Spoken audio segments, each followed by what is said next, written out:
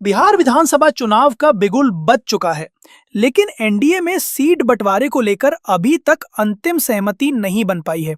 BJP, JDU, हमसे और LJP Ramvilas के बीच कई दौर की बैठकों के बावजूद सीटों का फॉर्मूला तय नहीं हुआ है। सूत्रों के मुताबिक दिल्ली और पटना में हुई वार्ताओं में सीट बंटवारे के अलावा चुनाव की रणनीति पर भी चर्चा हुई। एलजेपी रामविलास के नेता चिराग पासवान ने बीजेपी से 45 से 54 सीटों की मांग की है, जबकि बीजेपी इस समय 20 से 25 सीटें देने के पक्ष में है। चिराग ने कहा है कि जिन 5 लोकसभा सीटों पर उन्होंने जीत दर्ज की थी, वहां कम से कम 2-2 विधानसभा सीटें उन्हें मिलनी चाहिए। इसके अलावा उन्होंने अपने 2 भरोसेमंद नेताओं के लिए ब्रह्मपुर और गोविंदगंज सीटों की भी मांग रखी है।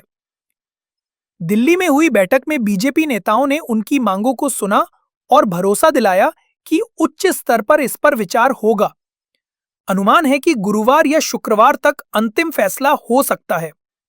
इस बीच एनडीए के दूसरे घटक और केंद्रीय मंत्री जीतन राम मांझी भी 15 सीटों की मांग कर रहे हैं, जबकि बीजेपी उन्हें 10 सीटें देने पर विचार कर रही है।